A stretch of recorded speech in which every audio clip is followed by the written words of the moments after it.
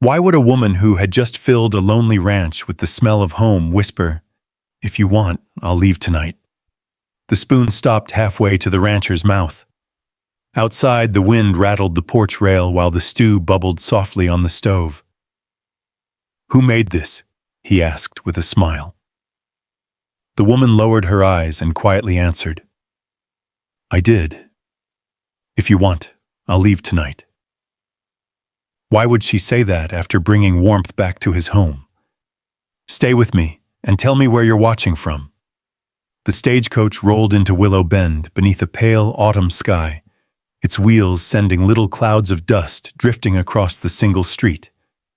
The wind carried the scent of dry grass from the open prairie and the sharper smell of coal smoke from the blacksmith's forge. Beyond the rooftops, blue-gray mountains stretched across the western horizon, already wearing thin ribbons of early snow. It looked like the sort of place where a person could disappear into honest work and quiet days. Arabelle Bell stepped carefully onto the packed dirt, holding a worn carpetbag in one hand and a leather-bound Bible in the other. She'd paused long enough to smooth the wrinkles from her plain traveling dress before looking up and searching the street. Walter Pike had written that he would meet her beside Morton's General Store. His letters had been simple. He owned a respectable store. He wanted a wife who believed in hard work. Most of all, he had promised that she would never have to wonder whether she belonged. After her father's death and the sale of the Missouri farm, those words had meant more than she dared admit. She had spent too many years sleeping in borrowed rooms, helping other families raise children that were not hers, cooking meals she never shared as one of the family. Every goodbye had become a little easier because she had learned not to expect anyone to ask her to stay. This journey had been different. She had believed it was leading home. The porch of the general store stood quiet except for a young clerk arranging flour sacks beside the door. When he noticed her watching, his hands stopped moving. He swallowed hard before stepping down from the porch. "Miss Bell?" She offered a small, hopeful smile. "I am." The young man removed his hat. I was asked to speak with you." Her smile faded. "Where's Mr. Pike?" The clerk glanced toward the lace curtain hanging inside the store window. It moved just enough for Mara to notice someone standing behind it. He won't be coming out." Silence settled between them. A wagon rattled past toward the church. Somewhere farther down the street, a hammer struck an anvil. Life continued as though nothing important had happened. The clerk held out an envelope with both hands. "Mr. Pike asked me to give you this." She looked at it without reaching. "What is it?" "Money for your return trip." Her fingers tightened around the handle of her carpetbag. "My return?" His face turned red. "He married Mrs. Lillian Hensley last week." The words were spoken quietly. They still landed like stones. Mara looked again toward the window. The curtain shifted once before becoming perfectly still. He was there, close enough to hear every word, yet unwilling to face her himself. For a long moment she simply stood there, the cold wind tugging loose strands of hair across her cheek. She had imagined this street 100 times during the journey west. None of those dreams had ended with a stranger speaking for the man who had promised to meet her. The clerk pushed the envelope a little closer. "I'm sorry, ma'am." She accepted it only because refusing would have drawn even more attention. "I understand." It was all she said. She did not ask for explanations. She did not cry. She did not pound on the store door. Instead, she slipped the envelope into her coat pocket and adjusted the Bible beneath her arm before lifting her carpetbag once more. Across the street, a tall rancher stood beside a wagon loaded with fencing wire, oats, and a new iron hinge. Dust clung to his boots and the sleeves of his canvas coat. His broad hat shaded weathered features that had forgotten how to smile easily. Caleb Rusk had seen enough. He had come into town for supplies, nothing more.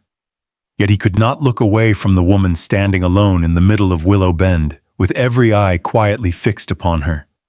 She reminded him of someone, Not because she looked like his late mother Ruth, because she carried disappointment the same way, without asking anyone else to bear it. His own home had become painfully silent since Ruth's passing 3 years earlier. His father, Silas Rusk, barely left his bedroom anymore. Meals grew colder each week. The laughter that once echoed through Red Lantern Ranch had disappeared until even the walls seemed to wait for voices that never came. Need had a way of recognizing need. Caleb crossed the street. He stopped several feet away, careful not to crowd her. "Ma'am?" She turned toward him cautiously. "I heard enough to know you've been treated unfairly." Her eyes remained steady. "You heard more than you should have." "I reckon I did." He nodded once. "But I didn't come to offer pity." "Then why did you come?" "I run Red Lantern Ranch 5 miles east of town." He spoke plainly. "My father isn't well. The house needs looking after.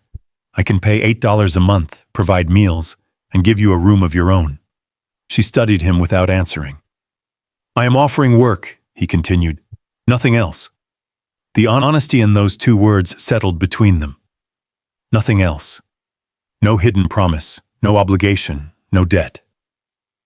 Mara looked past him toward the wagon. The tools were worn. The harness had been repaired more than once. Nothing about the man suggested easy living. "What is your name?" "Caleb Rusk." She nodded slowly. "I'm Maribel Bell." "I know." A faint smile almost appeared before disappearing again. She looked toward the mountains where evening shadows were already climbing the lower ridges. "If I come," she said quietly, "I earn wages." "You will." "I keep my own room."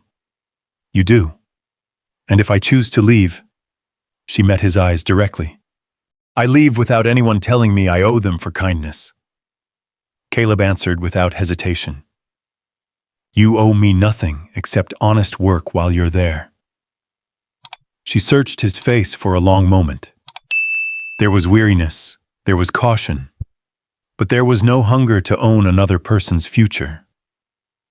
At last, she lifted her carpetbag into the wagon. Neither of them smiled. Neither believed they were beginning anything more than an agreement between strangers.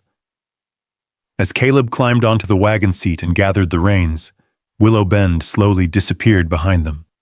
Ahead lay open prairie, fading sunlight, and Red Lantern Ranch waiting beneath the distant mountains. For the first time since stepping off the stagecoach, Mara allowed herself one slow breath. She still did not know where she belonged. But for one more night, she would not have to face the darkness alone. The wagon reached Red Lantern Ranch just as the last strip of orange faded behind the mountains. The evening air had turned colder, carrying the smell of damp earth and pine drifting down from the higher ridges. A weathered wooden gate leaned slightly on one hinge, and beyond it stood a modest ranch house with a stone chimney, a red-painted barn worn pale by years of snow and summer sun, and a cottonwood tree that had already surrendered most of its leaves. Nothing about the place looked neglected. Everything about it looked tired. Caleb climbed down first and opened the gate before leading the horses through. He moved with the quiet habit of a man who had done the same chores every day for so many years that his body no longer needed instruction. Mara stepped down beside the porch.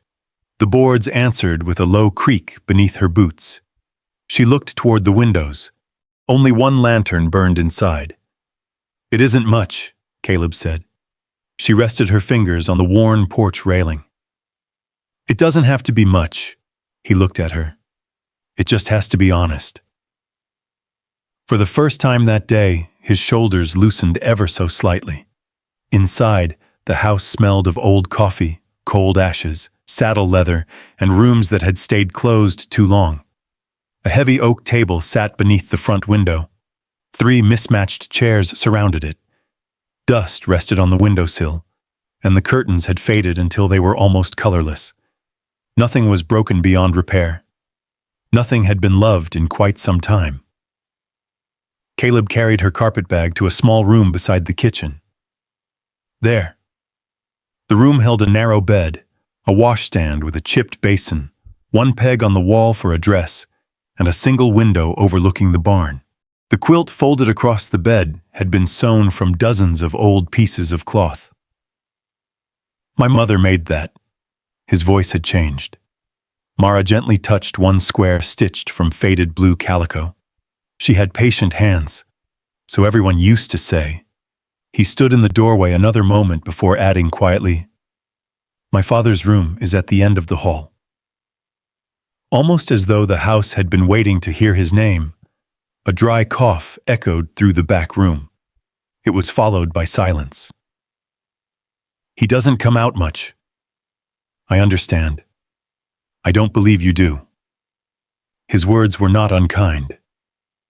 "They buried my mother 3 years ago." He glanced toward the closed hallway. "Since then, he mostly waits." "For what?" Caleb answered without looking at her. "I don't know anymore." He left for the barn to unhitch the team. The house became still. Mara remained where she was for several long breaths. Then she untied her apron from inside the carpet bag. Work had always been the one thing grief could not steal from her. She opened the stove door. Cold ashes. She emptied them into a bucket. She scrubbed the iron top until it reflected the lantern light again. She swept onion skins from beneath the pantry shelf. She opened the kitchen window just enough for fresh air to chase away months of stale silence. When Caleb returned carrying a sack of oats across one shoulder, he stopped in the doorway. The room looked almost the same, yet somehow completely different. "You didn't have to start tonight." "I started because tonight came." He looked around at the swept floor. Then, before stepping inside, he quietly removed his muddy boots on the porch. Mara noticed. She said nothing. The gesture told her more than words could.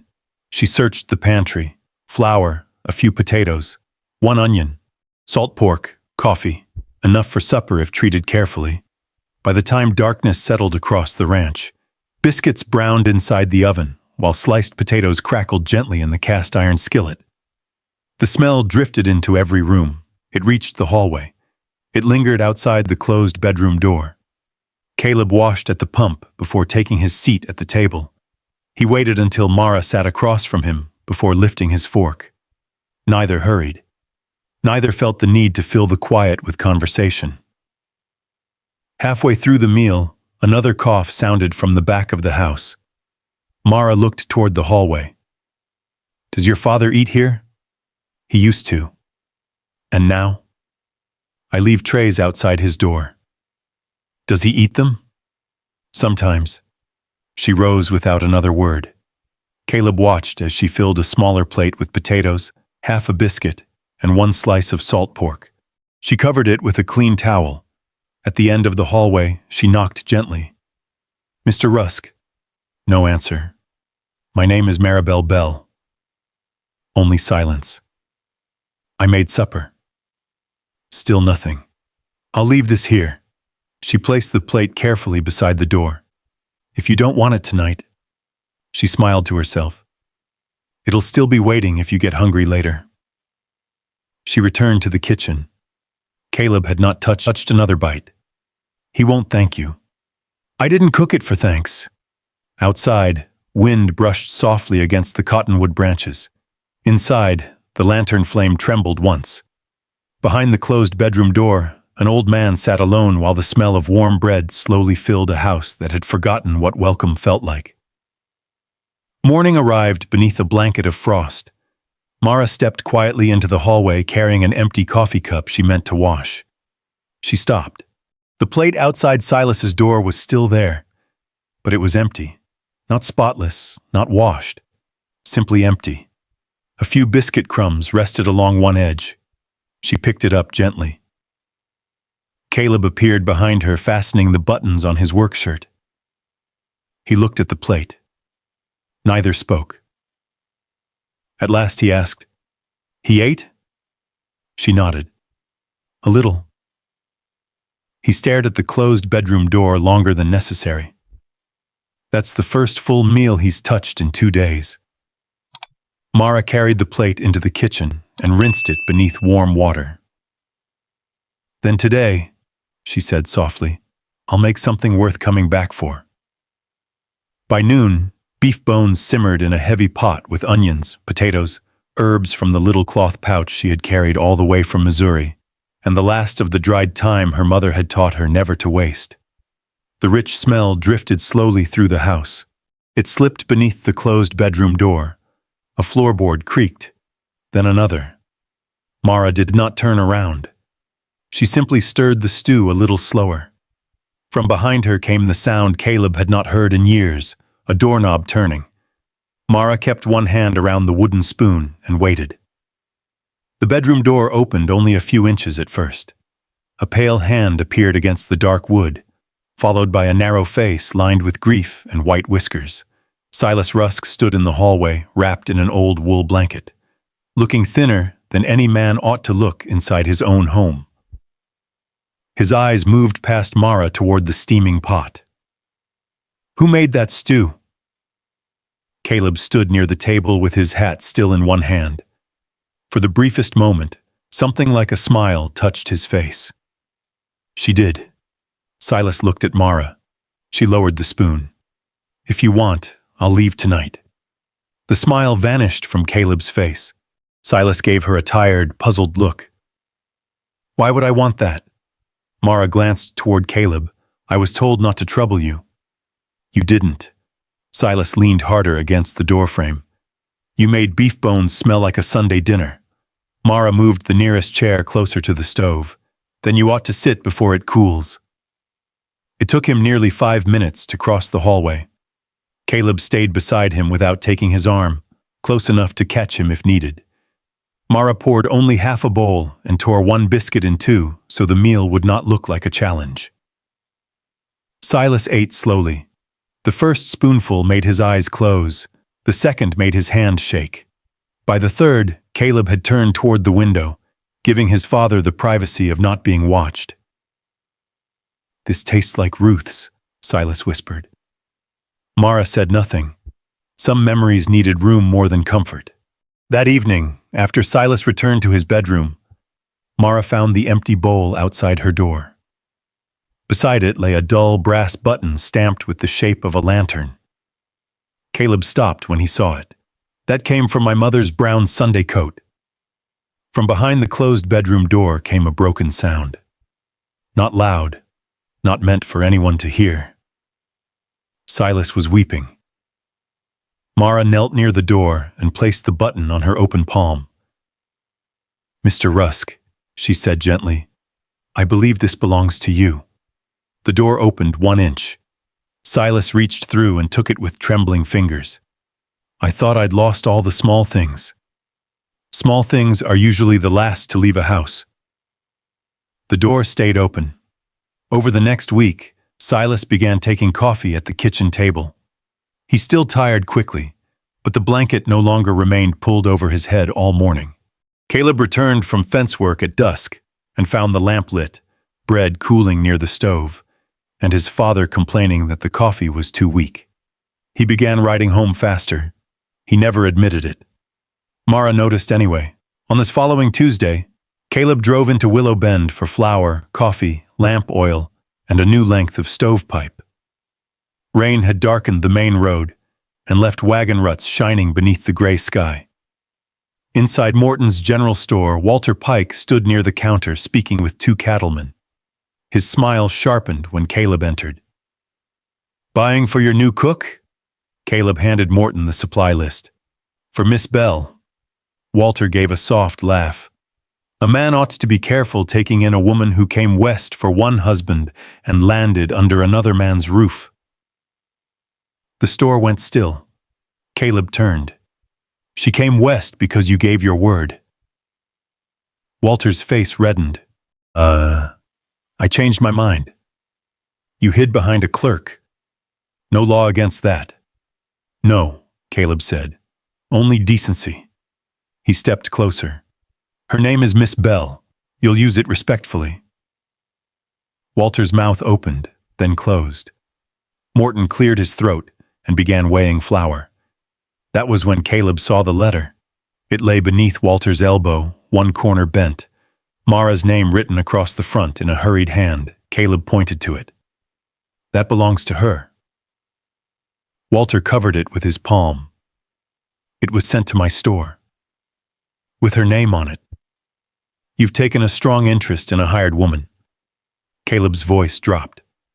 A letter is not cattle, Pike. You don't own it because it crossed your counter. Morton stopped weighing flour. Walter looked around and saw no support in the room. At last, he pushed the envelope across the counter. Caleb carried it home inside his coat. Mara stood near the clothesline when the wagon entered the yard.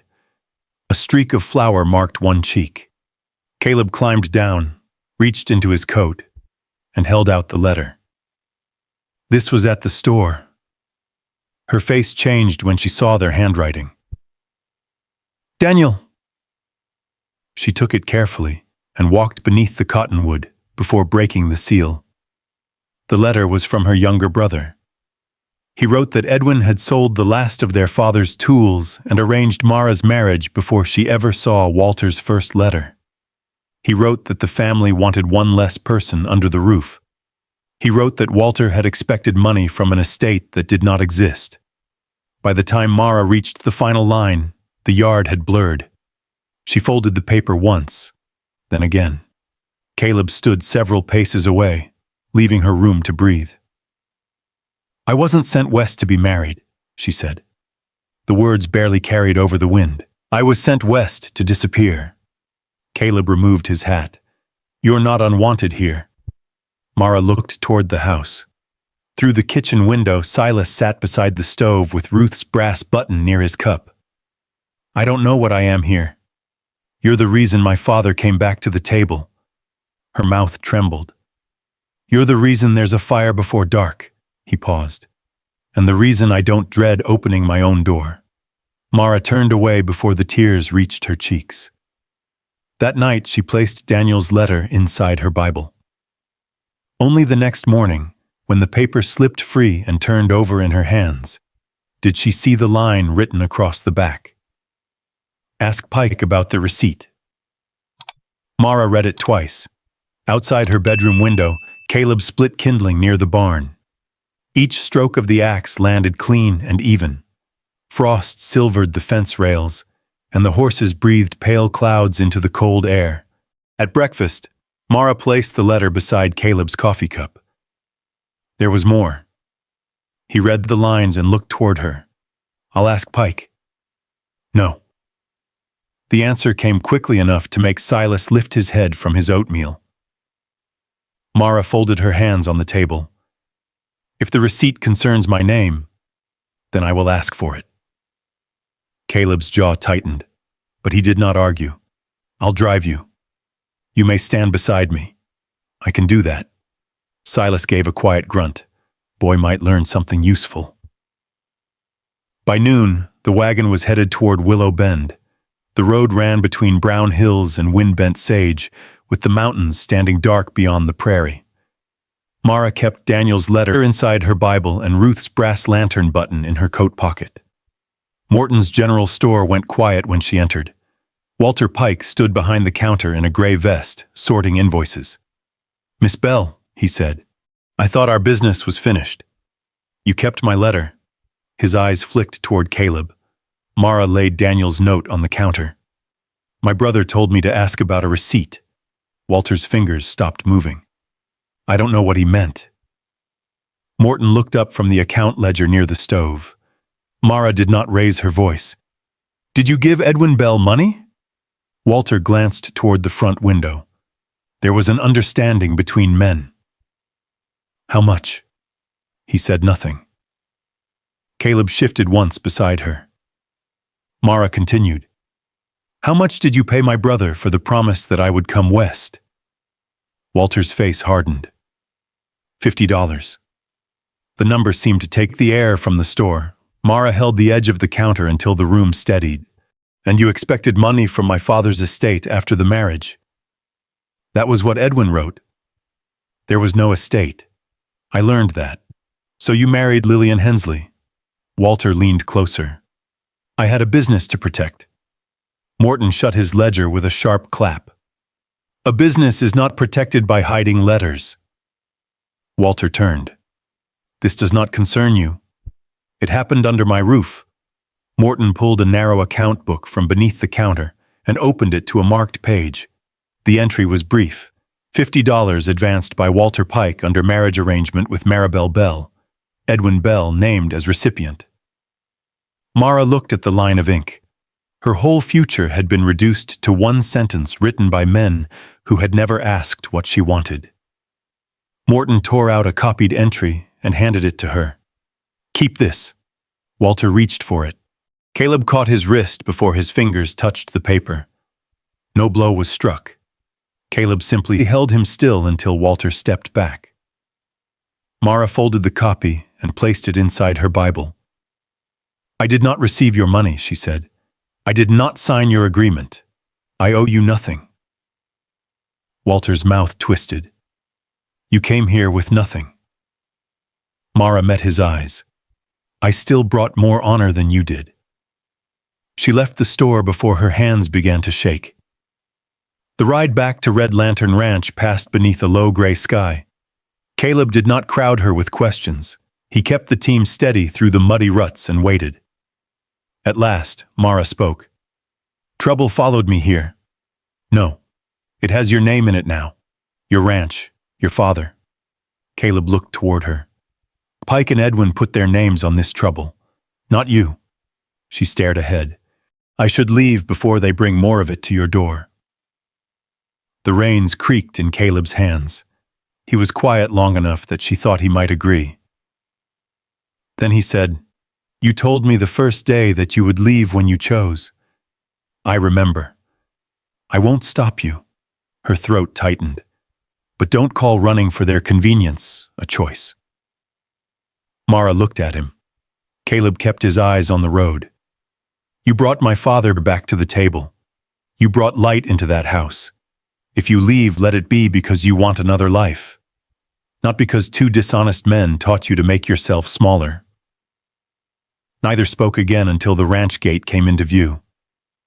A rider was waiting there. He sat bent over a tired horse, his coat white with road dust and one sleeve torn at the shoulder. When he lifted his face, Mara stopped breathing. Daniel. Her younger brother slid from the saddle and nearly fell. Caleb stepped forward, but Mara reached him first. Daniel held out a packet tied with damp string. I came as fast as I could. Mara did not take it. Why? His eyes dropped. Because Edwin forged your name. The yard went silent except for the restless stamping of the horse. Daniel opened the packet on the kitchen table. Inside were bank records, a letter from Aunt Cora, the final account of their father's farm, and a statement bearing Mara's name in a hand that was almost hers. Almost. The first stroke of the M curved weakly. Her father had taught her to write it straight and firm. Caleb laid the forged page beside an old letter Mara had written. They don't match. Daniel nodded. Edwin is coming. Walter wrote him after you arrived. They mean to claim you agreed to repay the $50. Silas sat near the stove with Ruth's button resting beside his cup. Then they'll have to lie in a warmer room than they deserve. Night settled early. Rain began after supper, ticking against the windows and running in thin lines down the glass. Daniel slept beneath a blanket near the hearth. Silas had gone to his room, though his door remained open. Mara stood at the kitchen table, staring at the two signatures. Caleb came in from checking the horses. You should rest. So should you. He removed his wet coat and hung it near the stove. Mara touched the forged page. They used my name as though it belonged to them. Caleb stopped beside her, close but not touching. No one takes it from you here. She looked up. The words were plain. That made them harder to bear. Why are you doing this? Because it's right. That isn't all. Caleb's eyes moved toward the low fire. No.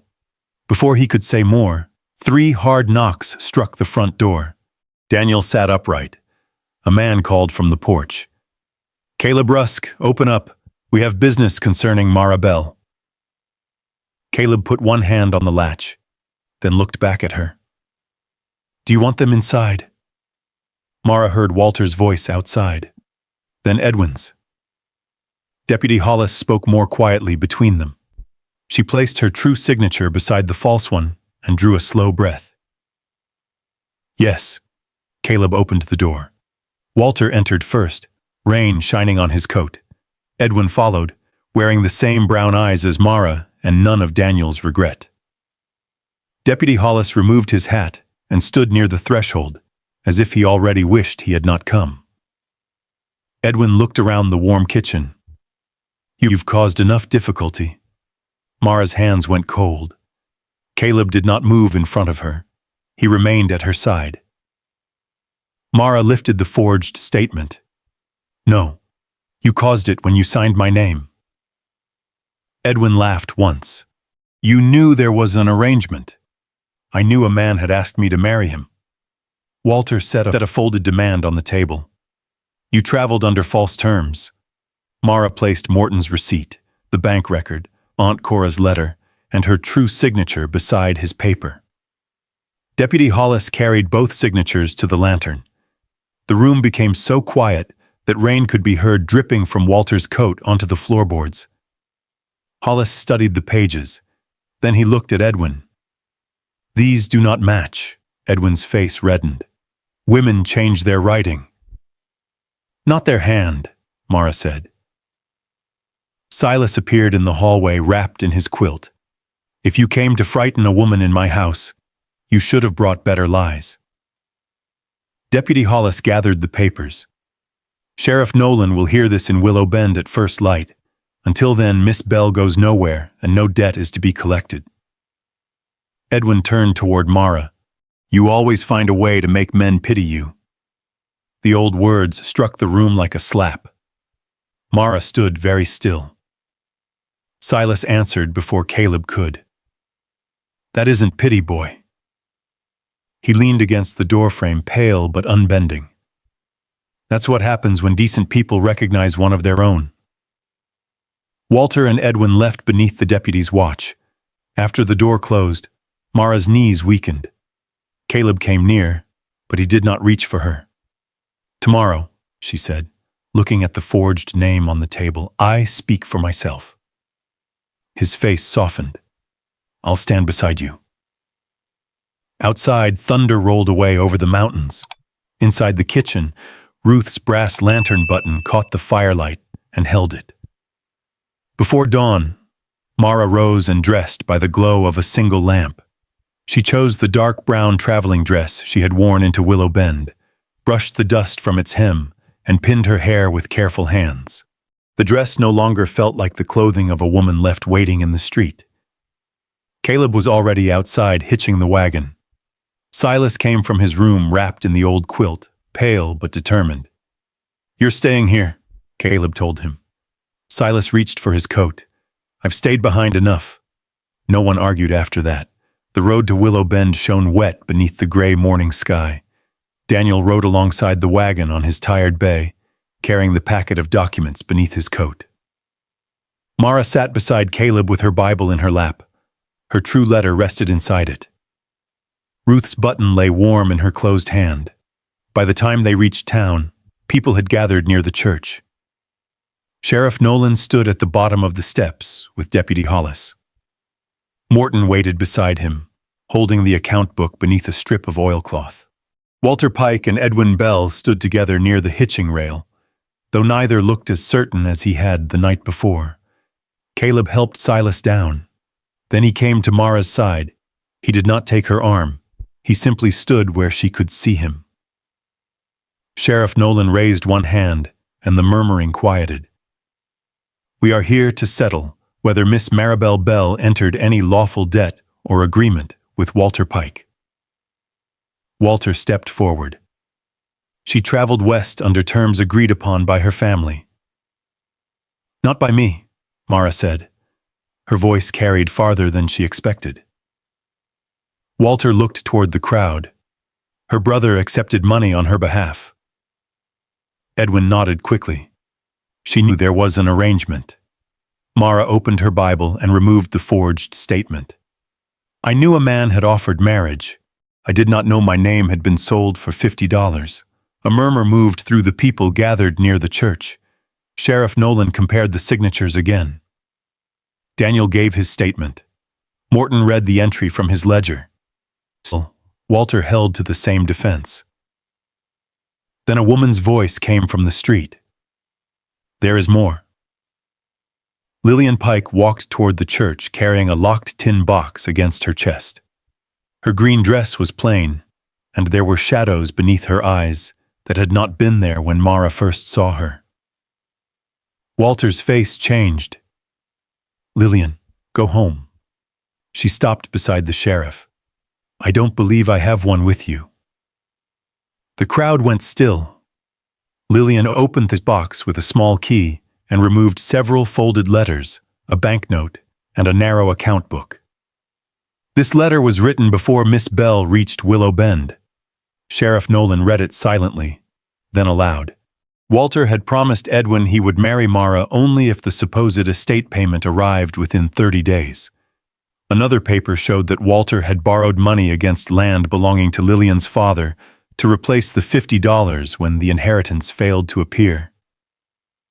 Lillian looked at Mara. I did not know. Mara saw no triumph in her face, only the same stunned hurt she had carried off the stagecoach. I believe you, Mara said. Walter's polished manner finally broke. This proves nothing against me. It proves enough, Sheriff Nolan replied. He turned toward Edwin. Did you sign your sister's name? Edwin's jaw tightened. Daniel stepped closer. Tell it true for once. For a moment, Edwin looked ready to deny everything again. Then his shoulders lowered. Yes. The word fell plainly into the street. I signed it. Mara closed her eyes for one breath. The lie that had followed her across the plains was finished. Sheriff Nolan gathered the papers. Maribel Bell owes no debt to Walter Pike, Edwin Bell, or any other person in this matter. Any further claim against her will be treated as fraud. No one cheered. That was better. The town stood in a silence that belonged to Mara now. Mrs. Vale from the boarding house stepped forward and removed one glove. I should have offered you a room that first day. Mara looked at the hand, then took it. Maybe next time you will. By noon, the statements had been signed at the sheriff's office. Walter's accounts were placed under examination. Lillian left with her father. Edwin remained to answer for the forged name. When Mara came outside, Caleb waited beside the wagon. You stood your ground. I was afraid. I know. He said it without making her courage smaller. Silas called from the wagon seat. If you two stare much longer, winter will catch us in town. Mara laughed. The sound surprised her. Caleb looked at her as though he had heard something precious. They returned to Red Lantern Ranch beneath a clearing sky. At the house, Mara carried her Bible into the kitchen and set it on the table. Caleb remained in the doorway. You don't have to stay, he said. Not for wages. Not because the road behind you is hard. Mara rested one hand on the back of a chair. And if I stay because I want to? His breath caught. Then I'll be grateful every day. Winter settled over the ranch slowly. Snow gathered along the corrals. Daniel stayed long enough to repair the barn roof and begin earning back his sister's trust through work rather than promises. Silas returned to the kitchen each morning, Ruth's button beside his coffee cup. Caleb and Mara did not hurry. They learned each other through small things. He warmed her gloves near the stove before cold rides. She left coffee ready when he checked cattle before sunrise. Their hands sometimes met over a plate or a gate latch, and neither pulled away as quickly as before. In early spring, Mara entered the kitchen and found a small wooden box on the table. Inside lay a hand-carved red lantern. Caleb stood near the window, hat held against his chest. I can't promise an easy life. Mara turned the lantern in her hands. The carving was careful, every line smoothed by patient work. I never asked for easy. What do you ask for? She looked around the room. Silas pretended to study his coffee. Daniel's last letter rested on the shelf. Stew simmered on the stove, filling the house with rosemary, onion, and warmth. A place where my name is safe. Caleb crossed the room slowly and offered his hand. Then let it be here. Mara placed her hand in his. Years later, Willow Bend still remembered the woman no one came to meet. Red Lantern Ranch remembered something else. A closed door, an empty bowl, a brass button shining in the firelight, and the evening Caleb tasted Mara's stew and smiled. Who made this? I did, she answered. Then, remembering the frightened woman she had been, she added softly, If you want, I'll leave tonight. Caleb took her hand across the table. No, he said. You're already home. The lantern on the windowsill glowed softly against the spring twilight, and for a long moment, neither of them spoke. Some journeys end with applause. Others end with the quiet comfort of knowing you no longer have to wonder where you belong. I think Mara had been searching for that feeling far longer than she had been searching for a husband. And Caleb, without realizing it, had been waiting for someone who could bring warmth back into a house that grief had almost claimed forever. Maybe you've known what it feels like to stand where Mara once stood, carrying your hopes into a place that closed its door before you ever stepped inside. Or perhaps you've been like Caleb, quietly carrying old sorrow while believing no one could ever reach it. If so, I hope this story reminds you that healing often arrives without fanfare. Sometimes it begins with an honest promise, a patient heart, or even a simple pot of stew shared around a worn kitchen table. I'd love to hear from you. If you had been standing in Mara's place that first day in Willow Bend, would you have accepted Caleb's offer, or would you have walked away? Share your thoughts in the comments. I always enjoy reading them. And if stories like this leave you feeling a little lighter, a little more hopeful, I hope you'll join us again. There are many more journeys waiting just beyond the next trail. Stories of courage, quiet love, forgotten mysteries, and hearts that discover their way home when they least expect it.